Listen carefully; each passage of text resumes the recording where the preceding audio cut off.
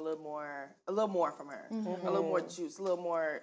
I know I was. The real and the raw, yeah. Because she's from Miami, and I know how people from, you know. They kind of. Her answers were too polished for me. For it to be a tell-all kind of episode. Yeah. And so, I do believe, they weren't together long enough for him, if he was such a monster that, he's appearing to be. Yeah. They weren't together long enough and women from Miami won't play it.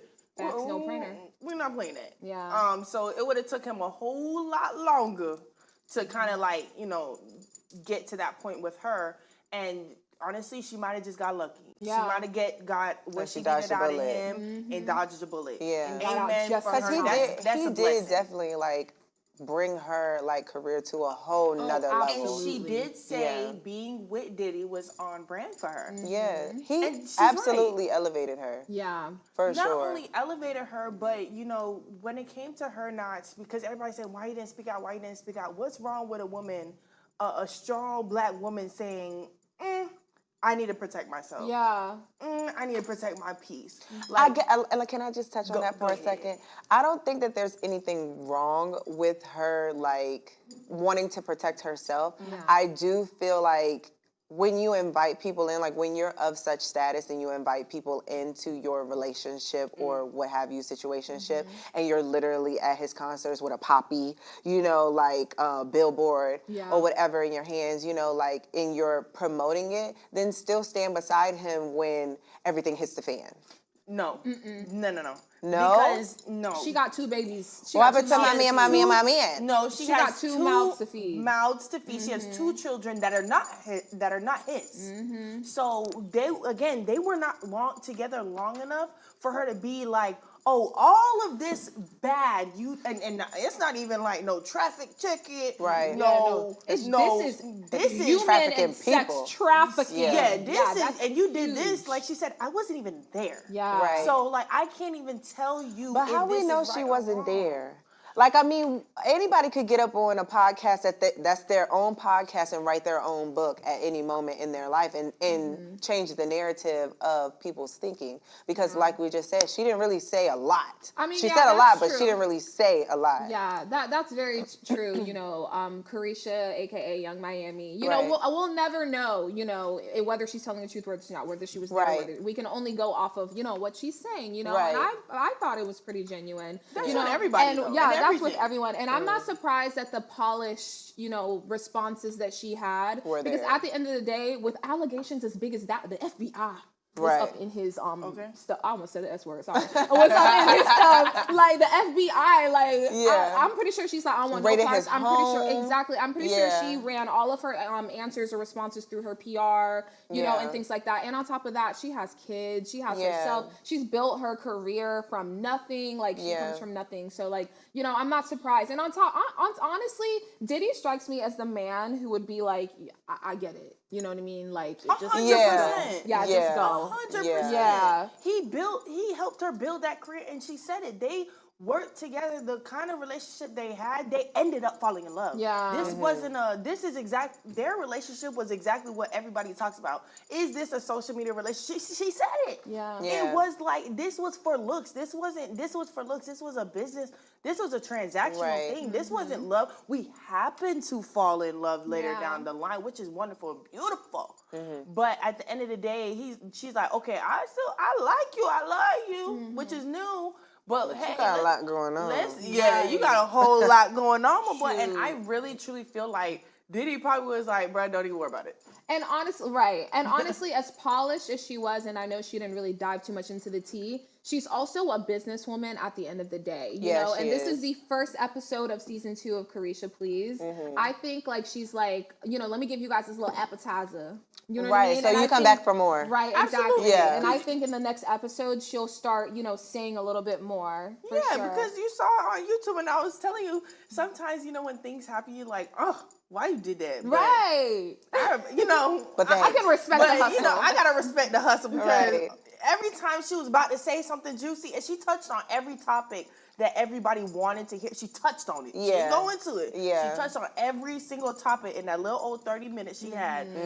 But it was never like, oh, but nobody could say like, oh, I totally understand where her head was at. It was always, she's a great businesswoman. Yeah. That is exactly what, you know, she was supposed to do. She kept it cute. She did. She kept it too cute. But for it to be a tell-all. I was waiting for the smoke and the juice, baby. The tea. Was it a second? I wanted to smoke. What happened with JT, sister girl? But before we move on to that, she did share a little bit of her experience with Sean Diddy Combs. So take a look at this clip. What was your experience like, you know, dating him? Well, I met Diddy at P Party, and I met him when he was in a love era. And I met Diddy when the world was celebrating him and giving him his flowers while he was alive. Like he was getting the Global Icon Award, the Lifetime Achievement Award, the Key to the City. He had a new album that was coming out. So I was celebrating him with the world.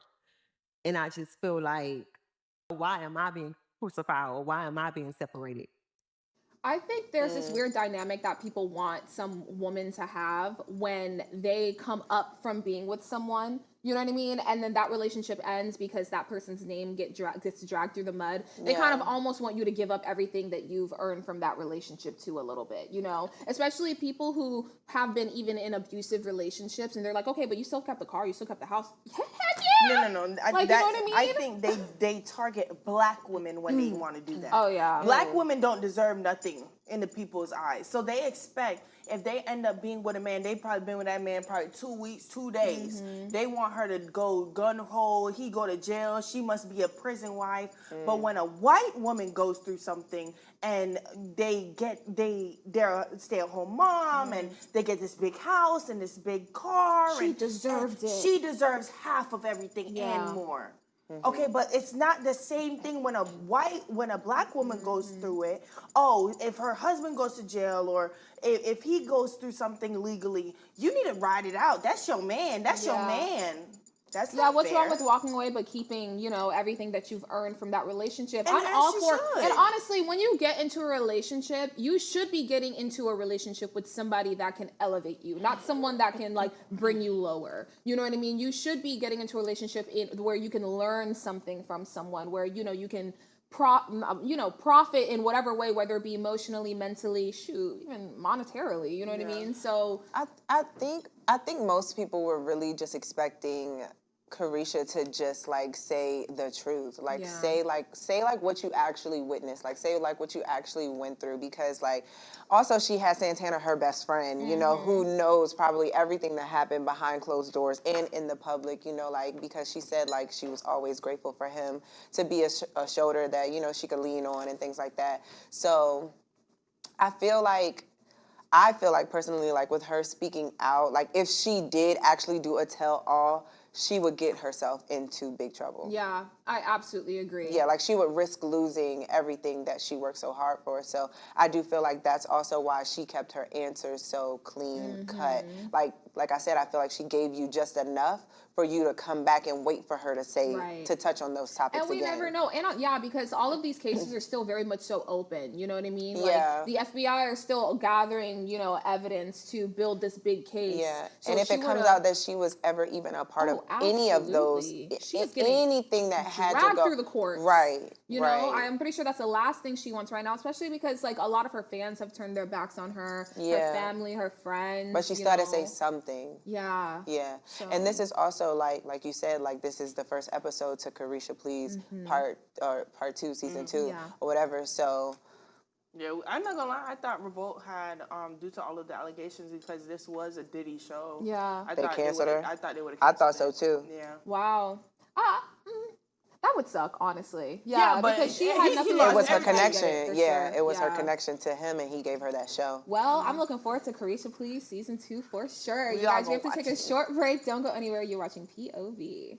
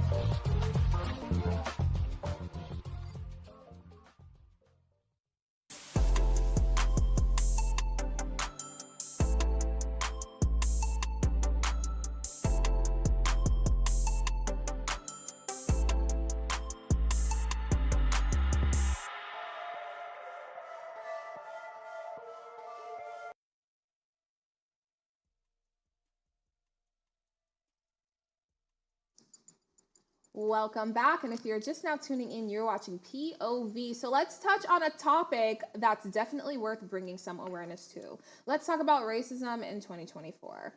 Recently, there have been so many cases where people are being openly racist on social media. Here's one to start with: a Black man who went viral after he encountered a group of people throwing racial insults at him in a local street in Virginia City, Nevada.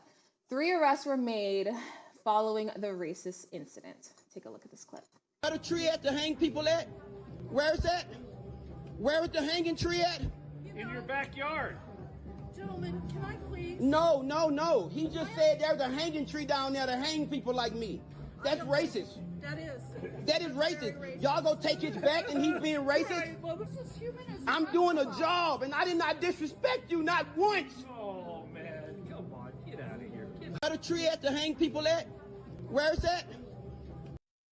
When I tell you, this makes me so angry. Like, watching that video, my heart. Yeah. You know, even like, you know, delivering the you know, intro to this, like at the end I was like, oh, I know this video is about to come, and it just boiled my blood. Yeah. It just really aggravates me that we are in 2024 and there's still people like this living. Like, it just really sucks. And these people are raising people, like, you know, kids to who believe the our same age. thing. Yeah, who Yeah. literally believe the same thing a lot of the times, and act the hopefully same. they grow up and have their own opinions. But there's very much so people that are like that, and it's annoying. Yeah, it's ignorant. Very. It's very ignorant. Like, I hate that racism is still even a thing, you know. Like, I understand, you know, what happened, you know, back in the day, and you would think, like, when we got to the 20th century that things would have changed and progressed. And in some ways we have progressed, but obviously in other ways, you know, we have not. Yeah. Well, y'all know how I feel. No, we There's don't. a Share with our reason. family at home. There's a reason the Lord has blessed me not to be in any situation like this. I'll be in jail. I can't. I don't have it in me to like turn the other cheek. I can't. Yeah. I can't. It's something I just can't do in my soul, in my spirit, in my heart. Janaya said, I just have to hit you in the face. I'm just gonna have to show you where you, that tree you was talking about. We're gonna have to go and check on it together since it's in your backyard, huh? But I just feel like I just feel like when people don't understand that slavery wasn't that long ago. It wasn't. And people think it's biblical times. Like, it was so long ago. Some of these people are still alive. Right. Like, it's not even like, oh, my grandparents, my great-grandparents. No, these people are still alive. So, yes, we're still going to come across these things. And when you're thinking about states like Virginia and Georgia and these true southern states, it's more likely. That's where, you know, where people are still being killed like it was back in the day, you know, like, and it just boils my heart. It hurts my soul. And, you know, even though we're in a southern area, we're not going to encounter things like they would in Virginia. Yeah, because those were like kind of like the last states where slavery was most so abolished, or the last states where... Those were the states that slavery was abolished and they still were having slaves. Oh, absolutely. Yeah, because slaves couldn't read. Yeah, or they found like a loophole to kind of make it okay, you know what I mean? So, yeah, for sure there are still living, breathing people who still have these ideologies, you know, or whatever they have, these beliefs, and it's just really, really aggravating, honestly. Yeah, it really blows my blood. And my heart goes out to this young boy, like, that he honestly had to go through this. Like, you were just in a town doing your job, and then you have these people coming at you, taunting you for the color of your skin, you know what I mean? Yeah. And on top of that, when you react, you get gaslit. They so gaslit all of them. All of them. And they were laughing at him, the little taunting laugh. When I tell you. Oh my goodness. Baby, come on. Leave the woman was like, oh, what's wrong? What's wrong? Girl, you know darn well what's wrong. Like, come on, BFFR. Like, that just really pissed me off. I'm sorry. You kill me with this BFFR. Yeah, it just really pissed me off. And then the daughter, you know, so the man, you know, that was giving this boy all of the racial slurs and, you know, saying all of these awful things to him, his daughter eventually had came out, and she was like, basically, like, not even defending, you know, the black guy, or she was basically on her dad's side. Yeah, she just wanted the situation to stop because obviously people, these racist people are honestly, I believe they're truly scared of Black people. Yeah. I really don't think that they're like taunting us like because they feel like they're necessarily better than us. They're actually pretty scared of us. Let's be real. You know, so yeah, because I doubt that man would have said that about himself. Absolutely not. Yeah, no, and honestly, there a lot of them. I feel like his wife was like, "Look, baby, you're kind of old. Calm down. You're not a young chicken no more. So let's not taunt this man. You know." And the wife, the daughter probably just came out and was like, "Look, I just don't want my dad in no problems." But she knows her dad's view, and hopefully that's not her view. But at the same time, what can she What do? sucked was that woman who came out and said, "Do you not know where you are?" Yeah. That's You know what I saying. mean? Yeah. And I'm just like, what? What do you mean by that? Like, woman, you know? I'm just glad there were arrests that were made for sure. Yes. Because I'm not gonna lie. The statement, I can't be mad at that statement though, but that's what I was saying. Do you not know where you're at? You're in Virginia. yeah. No, they were in Nevada. Virginia City. Nevada. Virginia City. I'm sorry. Yeah. Nevada. You keep saying Virginia, and I'm like, I'm from Virginia. Well, Gary has been charged with breach of peace. Janice, who was reportedly his wife, has been charged with battery. Tiffany, reportedly their daughter, has been charged with obstructing and delaying a peace officer. Johnson was gathering signatures for a proposed Nevada ballot, and you know that's how all of that started. Yeah. I'm he just was disgusted. charged with breach of peace. Yeah. Because he was doing a No, he wasn't. The not the black guy. No. I'm talking about guy. the white man. Yeah, Yeah. breach of peace. Ooh, whatever couple that people means. need to be charged with that. Right. Everyone's sitting there, honestly. I think breach of peace is like a slap on the hand. Like breach of peace, like come on. Right. What can you really get with that? That is? is, I didn't even know that was is a hate. thing. That's that's what a I'm hate saying. crime. Right. Like I feel like you should be charged as that should be a hate crime for sure. Yeah. Like not breach of peace. Yeah. What is that?